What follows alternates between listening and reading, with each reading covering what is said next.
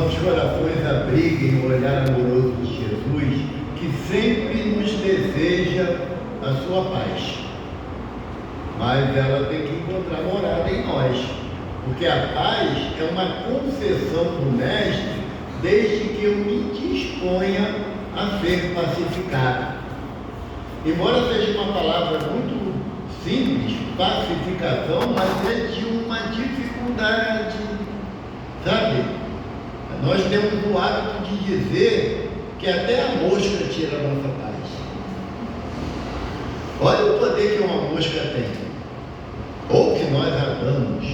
Então, quando Jesus nos deseja a sua paz, Ele espera que haja reciprocidade de nós em termos algum lugar dentro do nosso íntimo para abrigar essa paz. Evidentemente que o Mestre deseja que seja acolhida no nosso coração, onde é a fonte do nosso sentimento mais puro, aonde nós guardamos a essência da vontade de ser útil ao nosso próximo, é através daquilo que está no nosso coração. São palavras de Jesus que Ele nos alerta: aonde estiver o seu tesouro, aí estará o seu coração. E se eu desejo essa pacificação, e pode ter certeza que eu desejo mesmo ter uma paz íntima, que eu possa olhar o meu semelhante, como está na prece de Cáritas, como alguém que eu possa ajudar na intensidade que o irmão necessita. E isso só é possível quando eu cultivo a paz dentro de mim. E parece que a gente está falando de temas um pouco conflitantes: paz íntima e queixa. Depois que inventaram da ruim, não ficou mais bom para ninguém. Fulano, estou indo. Ainda faz uma carinha de tristeza, né? Estou indo. Na esperança que a gente pega no colo e fala: não, tu vai bem, está tudo certinho. Você não sabe o que eu estou passando. Mas o que você está passando? Um caso muito sério, uma doença física, um problema familiar muito grande. Meu marido, minha esposa. E a gente dá uma entonação tão triste, tão dolorosa. Por quê? Porque o que nós desejamos é que alguém alimente a nossa dificuldade ou alimente a nossa queixa. Não compreendemos ainda que a possibilidade do diálogo, ela tem que ser algo que faça os dois crescerem, os dois melhorarem. E quando, muitas das vezes, nós nos colocamos na condição da inferioridade de sentimento, o máximo que eu posso obter do outro é um sentimento que contraria a lei de Deus e seus ensinamentos, que é pena. Sentir pena contraria a lei de Deus. Ou eu tenho uma pena do Adão. O que eu estou querendo dizer? Que o que o Adão está enfrentando, Deus errou, sabe? Deus errou, e aí o Adão está sendo penalizado, e não há possibilidade de um erro de origem divina, não há. Eu posso dizer que me compadeço da dificuldade do Adão, isso é correto. Eu me sinto tocado de compaixão pela situação do Adão. Adão está bem, gente, eu estou só usando ele como bode expiatório, porque senão todo mundo vai querer abraçar Adão, né? Adão está bem. Porque a compaixão é um sentimento que ainda não temos em nossa jornada de progresso moral e intelectual. Não temos, nós ainda estamos na fase de sensação, como diz Lázaro, na página Lei do Amor, que está lá no capítulo 11 do Evangelho segundo o Espiritismo, que ele diz que no princípio somos moldados pelo instinto. Avançados e corrompidos temos sensações. Elevados e depurados. Foi bem. Depurados, está me dando bola, deu? E é bom por isso, né? Elevados e depurados temos sentimentos. E o ponto elevado do sentimento é o amor. Então, baseado nessa dinâmica, nós nós ainda não estamos na fase do sentimento. Perca a esperança de encontrar o príncipe encantado. O máximo que tu vai conseguir é um sapo. Beija ele a vida toda. Tua mãe faz isso a vida toda. Beijar o sapo esperando que ele príncipe. Por quê? Porque ainda estamos na fase da sensação. Dá calor, dá frio, eu gosto, não gosto, mas não entramos ainda na fase do sentimento. E nessa percepção de sensação, o que é mais comum? Nós agradecemos das oportunidades que temos do nosso progresso ou nos queixarmos. Se está calor, está calor. Se está frio, está frio. Se chove, não sei para acrescentar água. Se não chove, meu Deus, cadê a chuva desse lugar? Nós temos um hábito quase que constante da reclamação. Reclamação é clamar novamente. E nós só clamamos por aquilo que nos sentimos injustiçados. Então a queixa é um comportamento pernicioso ao nosso equilíbrio. A gente não percebeu isso.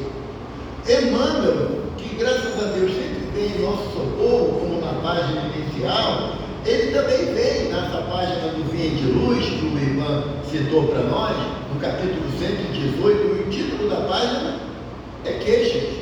Sabe? Vamos ver se a gente presta atenção, para a gente parar de se queixar, tá bom? Vamos falar assim, ô Evaldo, como é que você está? Com as graças de Deus cada vez melhor. Faz um teste. Amanhã de manhã, quando vocês acordarem, e a maioria das vezes a gente vai no banheiro para fazer a higiene, normalmente tem um espelho. Olha para o espelho e fala assim, eu vou fazer isso mesmo, mas tu é um gato. Dá um coroa lindão você. Porque eu tenho que acreditar nessa minha realidade. Eu não posso esperar que o outro me diz. A Ivana, minha esposa, até fala que eu sou um gatão, mas ela já está viciada, não vale, né, Adão? Então eu não posso esperar que alguém me elogie para que eu me sinta melhor. Eu tenho que ter esse sentimento dentro de mim para que, caso não haja nenhum elogio externo, a minha convicção me basta. A minha convicção me basta. Há alguns anos atrás, um benfeitor, eu tinha tido uma discussão com a minha esposa, e é lógico que ela estava certa, eu estava errada. Então, isso eu consegui compreender. Mas quando chegou de manhã, que eu fui fazer esse teste do espelho, o meu benfeitor falou assim para mim, você tem a oportunidade agora, de manhã cedo, de decidir se você quer ser feliz ou quer ter razão. Porque não dá para as duas coisas caminharem juntas no plano de prova e expiação. Ou você é feliz ou você tem razão. Na impossibilidade de ser feliz, eu quero ter razão. E aí eu causo a infelicidade de alguém. Mas quando a proposta é ser feliz, eu deixo a razão para o outro. Ele que se alimente desse líquido corrosivo que é o querer ter razão. Porque eu tenho a possibilidade de escolha da minha conduta nesse dia.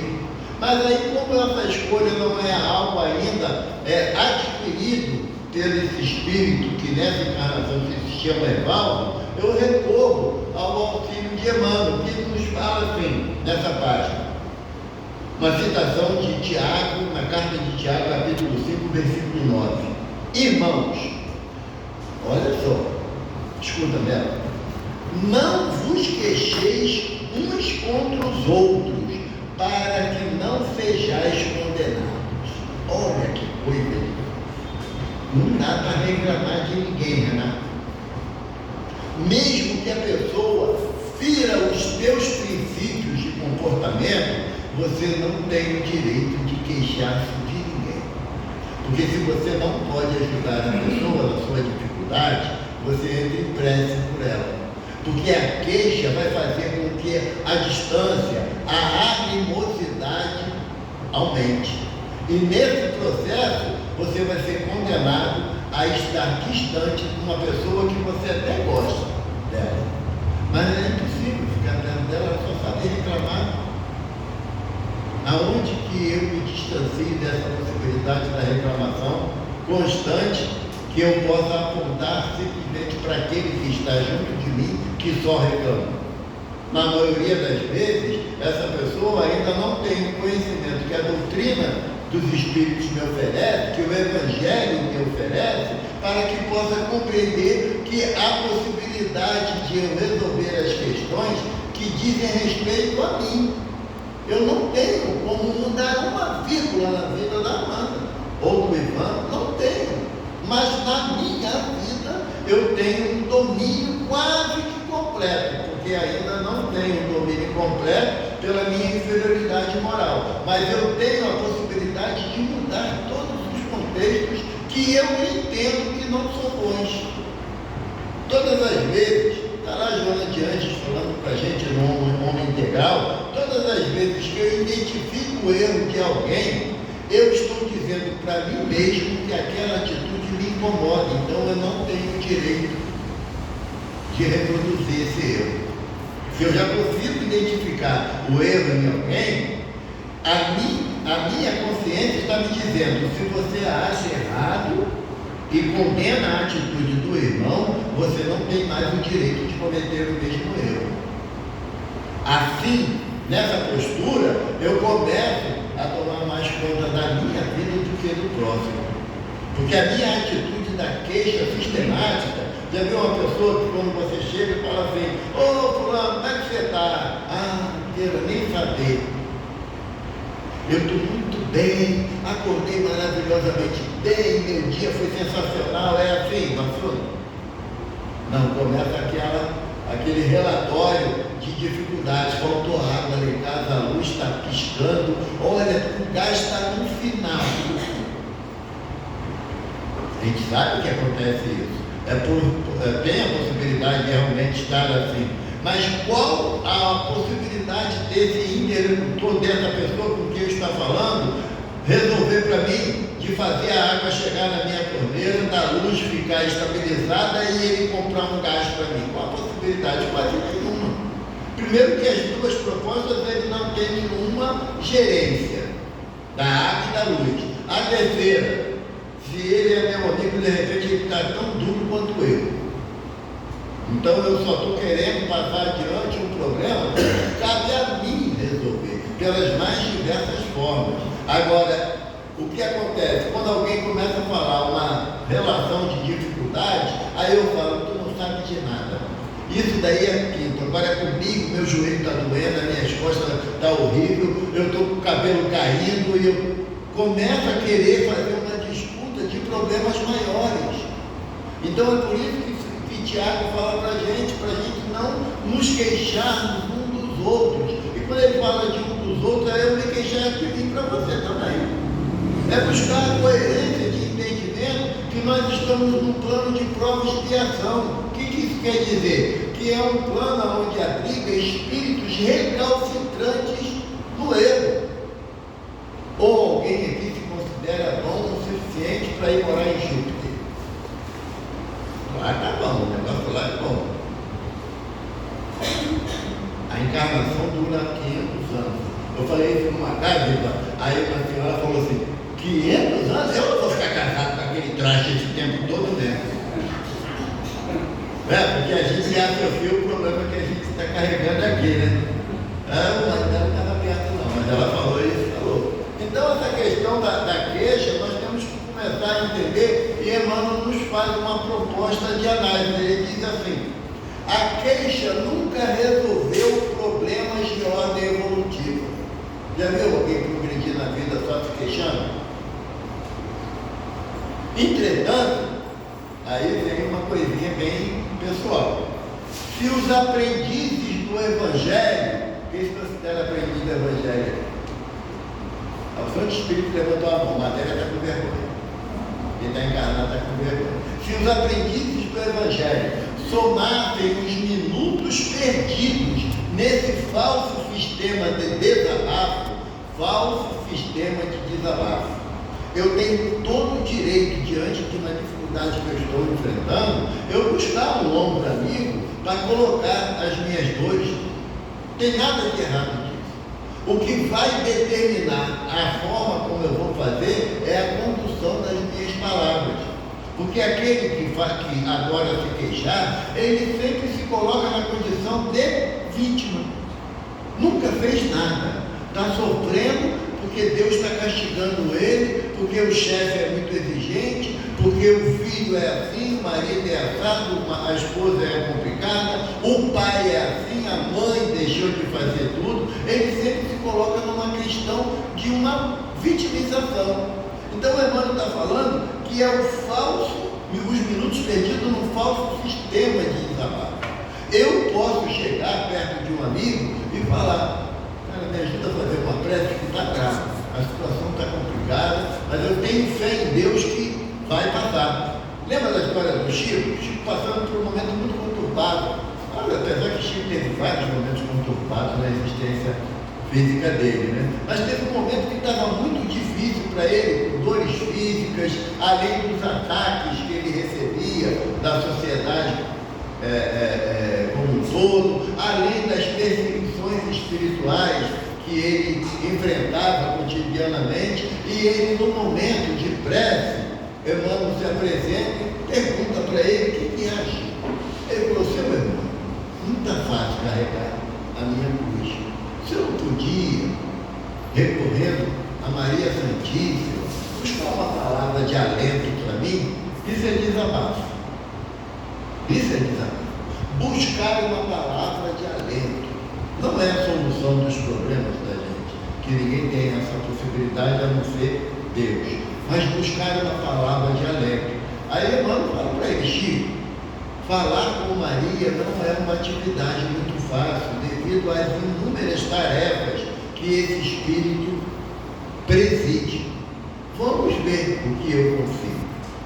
3 meses depois, 3 meses, não é 3 horas não, porque às vezes a gente conta um problema para alguém ou faz uma prece e a gente acha que daqui a pouco já tem que estar solucionado o negócio, né? 3 meses depois, Emmanuel chega e fala assim: Chico, tem uma mensagem de Maria para você.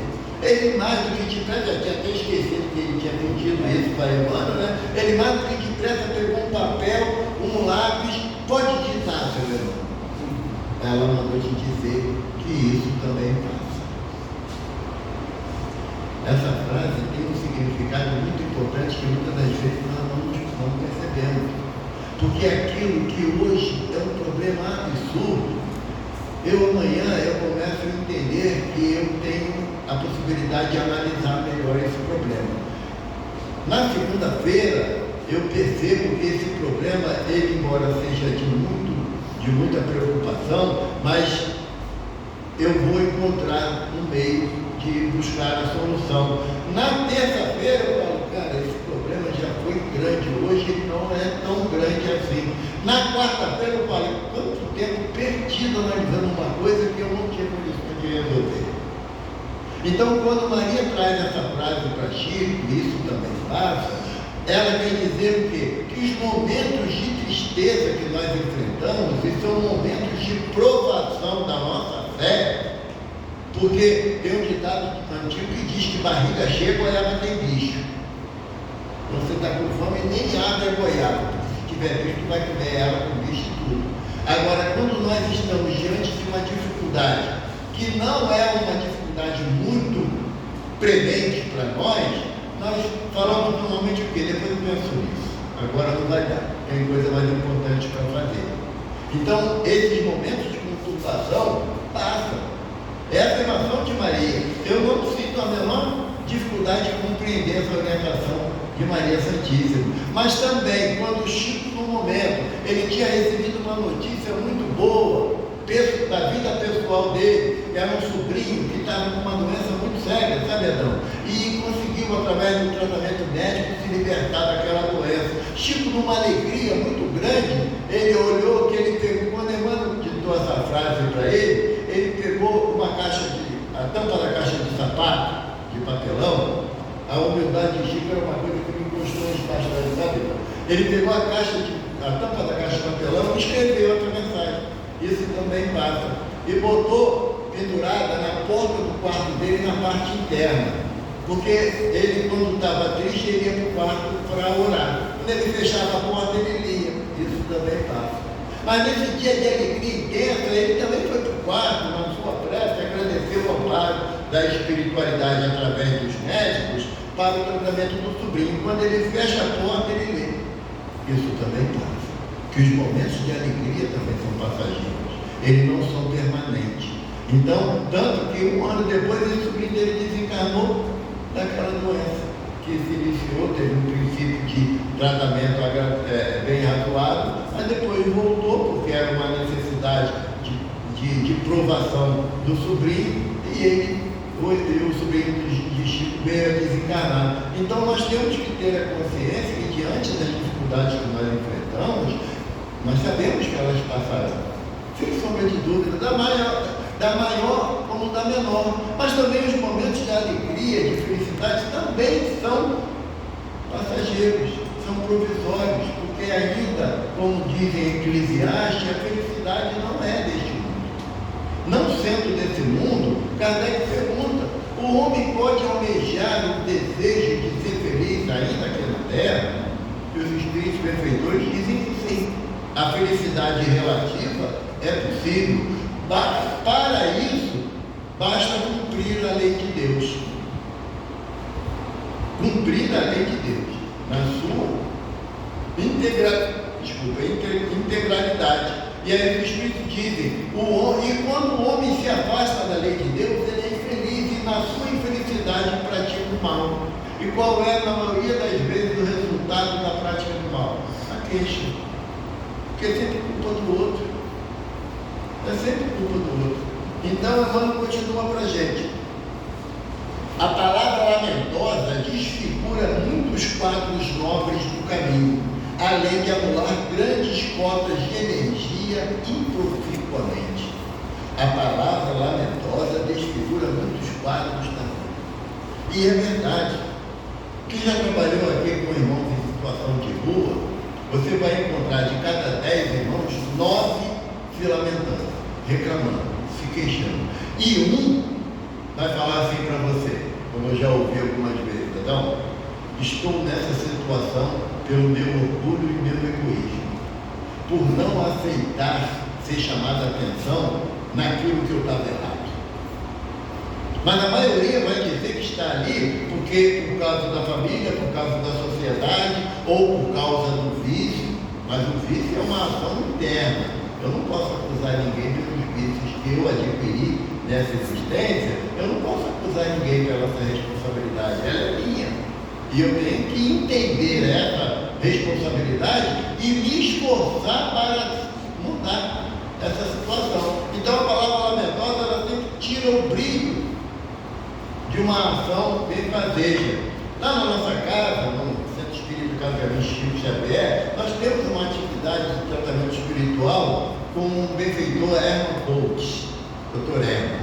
E quando a pessoa chega lá, ele pergunta, ele até faz de uma forma hilária, né? Ele pergunta para a pessoa: tudo bem? A pessoa fala: tudo bem. Ele: então pode ir embora, que aqui é para quem quer melhorar. Se está tudo bem, por que você está indo lá?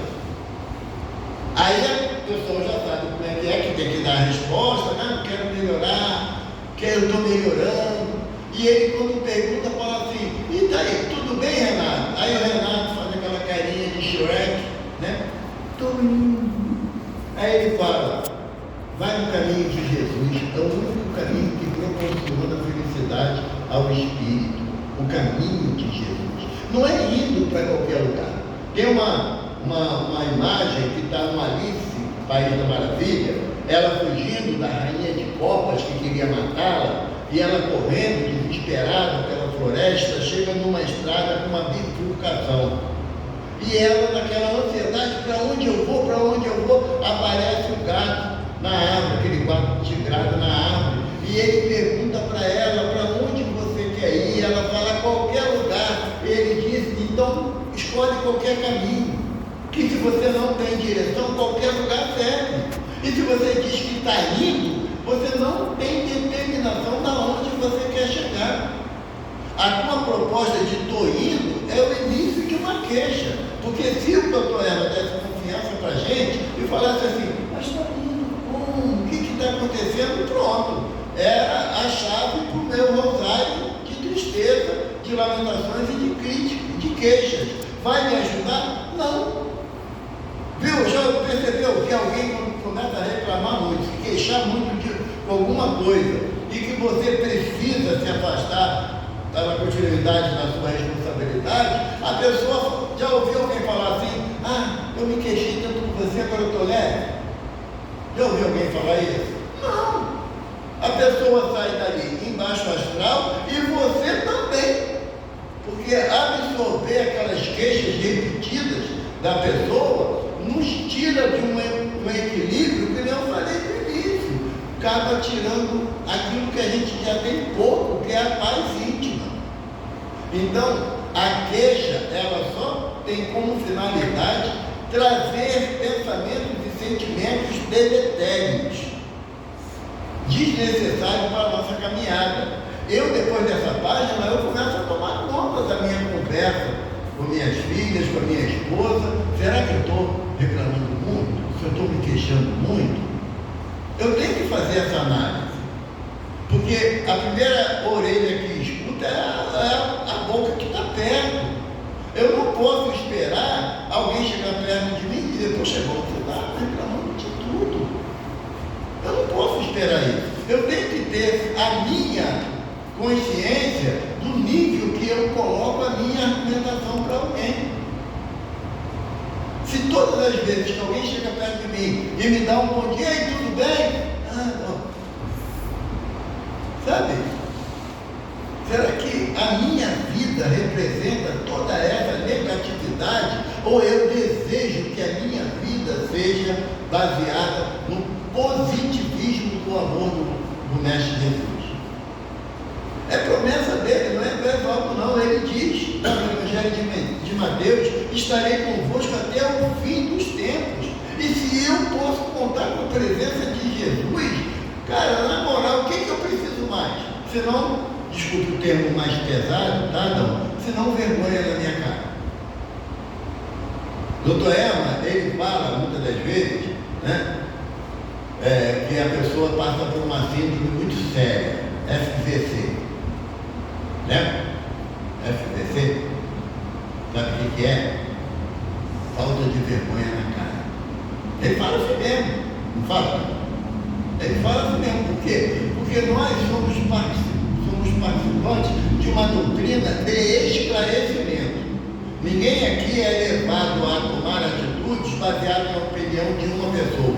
Ela é baseada na opinião do Mestre Jesus e na codificação kardeciana. Se eu reúno condições de pegar um livro, eu quando cheguei aqui hoje, tinha um grupo aqui no estudo do Livro dos Espíritos. Bom seria se todos estivessem no estudo do Livro dos Espíritos. Ah, mas estudar o Livro dos Espíritos é muito chato. Chato é sofrer, chato é sentir dor, chato é ter um nível de problemas que eu não consiga enfrentar para solucioná-los. E quando eu não consigo enfrentar, eu ainda entendo que a queixa é o único recurso que eu tenho. Quando é um recurso mentiroso, como a semana fala, os menudos perdidos nesse falso sistema de desagravo, admirar-se-iam do volume de tempo perdido. Então, a minha conduta, baseada na proposta do Evangelho, é eu diminuir a minha reclamação e agir mais na prática do bem, dentro da necessidade daqueles que estão ao meu redor. Enquanto eu não entender que a prática do bem é o único veículo de libertação das minhas mazelas morais, eu continuarei nas queixas intermináveis. Emmanuel fala, olha só, eu vou ler, mas eu vou confessar que eu fiquei com vergonha desse texto aqui. O discípulo do Evangelho deveria, antes de qualquer alusão amargosa, tranquilizar o mundo interno e perguntar a si mesmo: queixar por quê? Não será a esfera de luta um campo de aprendizado? Não foi para isso que nós reencarnamos, para enfrentar as nossas dificuldades? Não é esse o objetivo da nossa encarnação? Se tiver dúvida, questão 132 do Livro dos Espíritos. É para ver em casa, vamos chegar em casa e ver. 132. Necessidade da encarnação. Acaso não é a sombra pede luz, a dor que reclama alívio. Se eu estou me sentindo num ambiente sombrio, o que eu tenho que fazer? Tampar a cabeça ou acender a luz? Se eu estou passando por um processo de dor física, eu não tenho que buscar o recurso da orientação do médico para tomar uma medicação? Tem uma história que a gente conta ela com uma certa insistência. Uma história de um homem passeando, andando de carro por uma cidade. Ele parou num posto de gasolina para abastecer. E quando ele parou o carro, ele escutou um cachorro, um caninho. Cachorro chorando. Ele, a princípio, nada pensou em fazer. E quando estava abastecendo, o cachorro chorava. E aquilo incomodou ele. E ele foi andando em direção ao choro, e o animal estava deitado numa tábua. E quando ele chegou perto, ele estava deitado num prego que tinha na tábua. Ele falou: mas que absurdo, né? Era só ele levantar dali, cessava a ação da dor que ele estava sentindo. Ele foi botar a mão no cachorro, o cachorro rosnou para ele. Ele falou: não conheço o animal. Foi falar com o frentista do posto: olha, tem um cachorro que ele está ali chorando. Está ouvindo? Ah, estou ouvindo. É o cachorrinho que fica ali no canto. Ele está deitado numa tábua com prego. Aí o frentista falou: eu sei. Eu fui tirar ele, mas ele tentou me morder. Ele é meio esquisito mesmo. A gente do posto já conhece. Você não pode ir lá tirar ele? Posso. Eu vou lá, tiro ele. Ele dá uma volta, deita de novo na tábua com um prego. Mas por quê? Porque está doendo para ele chorar, mas não para ele trocar de posição. Entendeu? Às vezes nós temos a nossa tábua de um prego. Ela incomoda, mas não o suficiente para eu mudar de postura. Se eu sei que a minha agressividade me causa dor, porque aí eu faço alguém sofrer na minha agressividade, o que é necessário para eu parar de sofrer também? Deixar de ser agressivo. Mas quando eu estou sendo agressivo o suficiente para fazer o outro sofrer, mas eu ainda acho que meu sofrimento está pouco, eu continuo deitado na tábua do prego, porque eu quero reclamar da ação do outro. Eu não vou dizer que é a minha intemperança que me faz deitar numa tábua do prego. É isso que Emmanuel está falando, que se a sombra pede luz, a dor reclama alívio, o alívio que eu tenho que buscar da minha dor é a mudança do meu comportamento. A casa não oferece um espaço para o ar? Não oferece? O que os irmãos estão fazendo lá? Buscando alívio para a dor deles, para a dor do vício. Deveria ter também deveria ter os queixosos anônimos, porque a queixa é um vício. A gente torna-se vicioso no hábito da reclamação. Se você encontra alguém e sabe que alguém está vivenciando um problema maior do que o seu, você não se queixa para ele, né? Você vai se queixar para aquele que acha que está com a vida equilibrada. Esse daí me deve atenção, então eu vou me queixar com ele sim. Porque nós entendemos que aquele que está equilibrado, ele tem mais do que eu, então é ele que me deve, quando na verdade eu deveria buscá-lo para aprender com ele como me equilibrar. Emmanuel continua: a queixa é um vício imperceptível que distrai pessoas bem intencionadas da execução do dever justo. É um vício imperceptível, porque a pessoa já tomou o hábito de queixar-se, que ela não percebe mais que isso é uma afirmação da incapacidade dela de mudar o quadro. Já visitaram um leprosário? No leprosário, ali na Curupatia, na Tampara, você você vai encontrar, hoje realmente tem poucos internos lá. Na época que eu ia, 40 anos atrás, 40 e poucos anos atrás, ainda tinha muitos internos lá. E tinha uma boa parte que morava lá. Quando a família aceitava, tinha lá algumas casas e podia, tendo a doença controlada pela medicação, eles poderiam morar lá. Você ia encontrar lá homens e mulheres das mais diversas sensações, ou sentimentos, ou desejos. Mas também você ia encontrar aqueles conscientes, como uma vez, o nome do moço era Jorge Rodrigues, ele falou para mim: eu estou aqui porque essa doença me impediu de fazer coisas horríveis na sociedade lá fora. A doença foi um incapacitante para eu não cometer nenhum crime lá fora. Olha o nível de consciência. No entanto, você conhecia pessoas que me conheciam lá na época, né? Uma jovem com 21 anos, noiva, quando descobriu que estava com hanseníase, o noivado acabou e a família literalmente jogou ela dentro do leprosário. E qual era a afirmação dela? A sociedade é podre, não apoia ninguém que está doente. Eu sei que eu vou morrer aqui, mas vou morrer odiando a sociedade. Duas pessoas com posições diferentes. Lá no leprosário, Curupati, tem o Centro Espírita Filhos de Deus. A época que eu visitava lá, quem dirigia era o Amazonas Hércules. Amazonas Hércules era um filho de índio de 1,99 m, uma mão que parecia uma reta escavadeira, uma gargalhada que você escutava lá na estação de Nilópolis, a gargalhada dele, um coração incomparável. Ele morava lá do lado do Centro Espírita, era no biombozinho, sabe? Uma coisa, um corredorzinho assim, que botaram uma cama e tinha aqueles frigobar pequenininho e um fogão de 2 bocas. Era a casa do seu Amazonas. E ele ficava na porta do centro, Filhos de Deus, com um lápis embaixo de cada braço e um bolo de esparadrapo.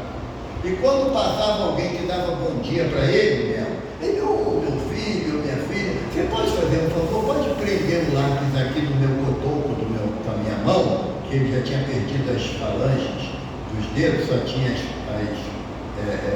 distais.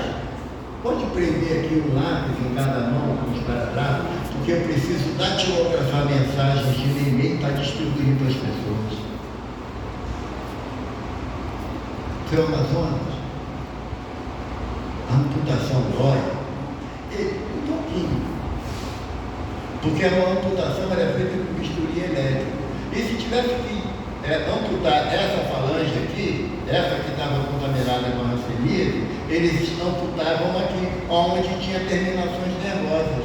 Então a dor era muito intensa. Dói um pouquinho, mas nada que a confiança em Jesus não deva superar.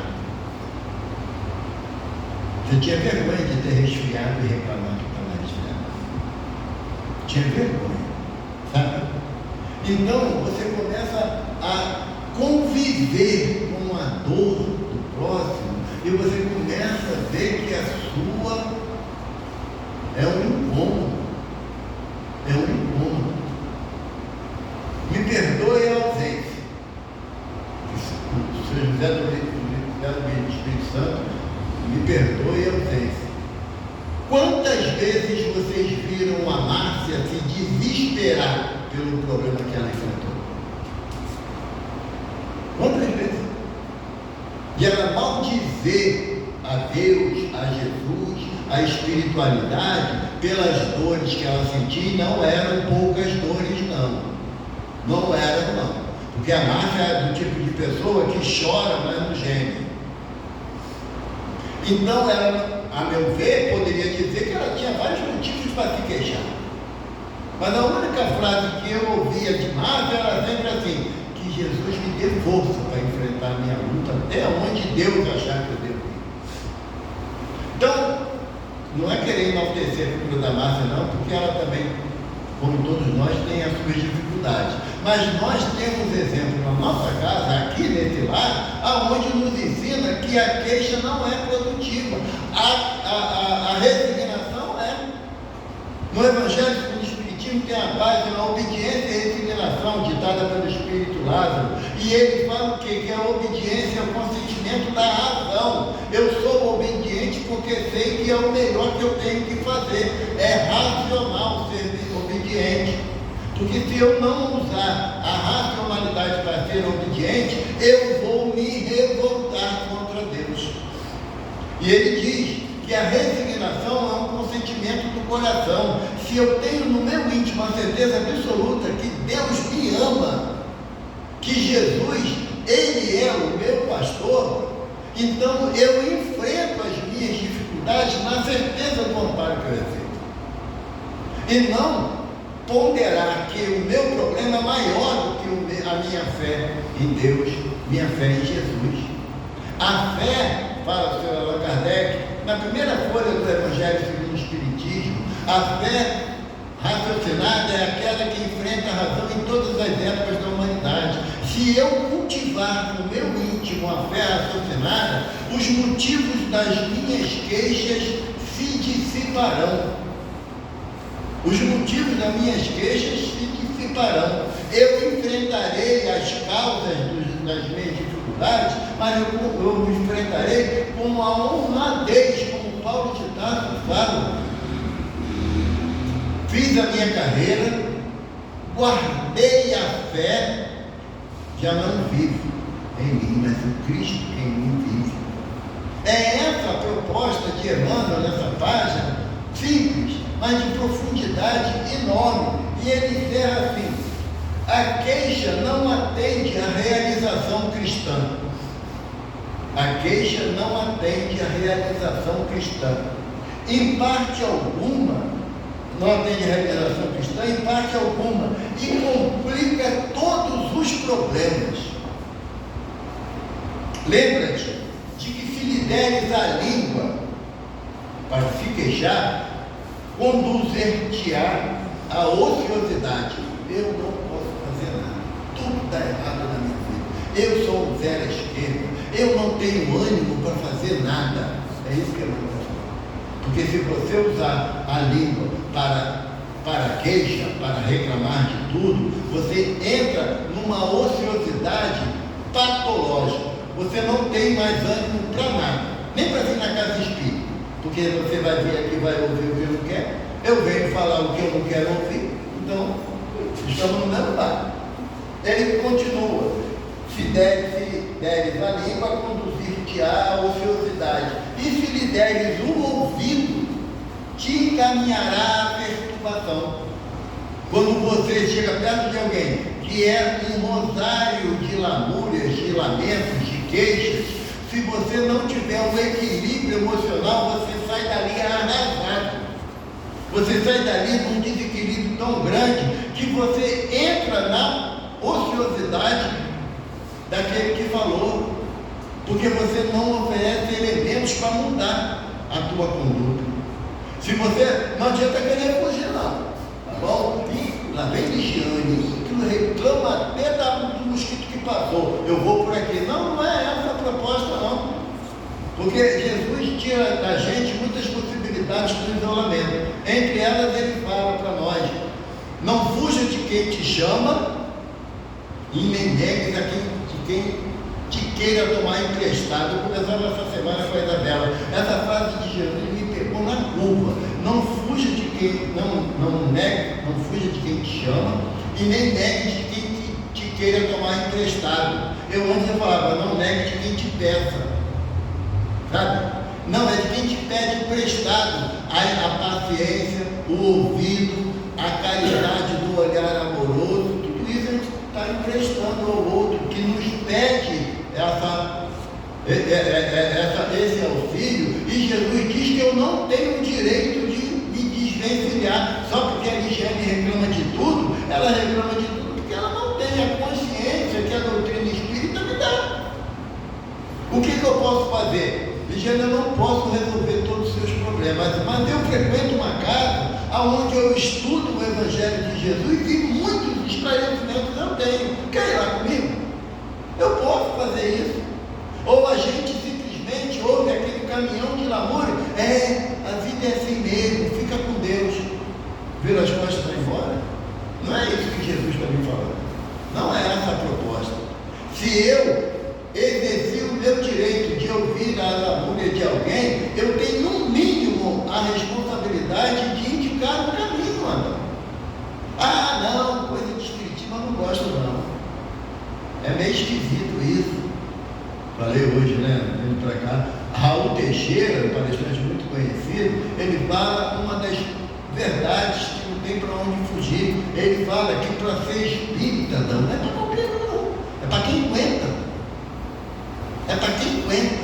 Porque toma conhecimento da proposta de conduta baseado no Evangelho de Jesus, baseado na codificação kardeciana, que você começa a perder o direito de tomar atitudes erradas que você vê todo mundo tomar. Que aí eu lembro da minha mãe, mas todo mundo faz. A minha mãe falava, o teu nome é Evaldo, não é todo mundo. Vai fazer para ver que Paulo não quer ver em cima de você. Então a proposta da doutrina é eu trazer esse ensinamento para dentro de mim, para que quando haja a possibilidade, situações que antes me provocariam queixas, hoje me provoca o desejo da obediência e da resignação. Se eu tenho certeza que Deus é amor, como João Evangelista fala na primeira carta dele, se eu tenho certeza que Deus é amor, qual a possibilidade de Deus fazer algo que me fira, que me magoe, que me machuca? Qual a possibilidade? Nenhuma. Nenhuma. Se Jesus diz que Ele é o bom pastor, e chegará o dia que teremos só um só rebanho, um só pastor, como é que eu vou achar que Jesus permite que o Espírito, seja lá quem for, venha me causar grande sofrimento que eu não estou merecendo? Essa avaliação de que eu não estou merecendo, ela está escrita no livro da revolta, porque eu estou dizendo que Deus esqueceu de mim.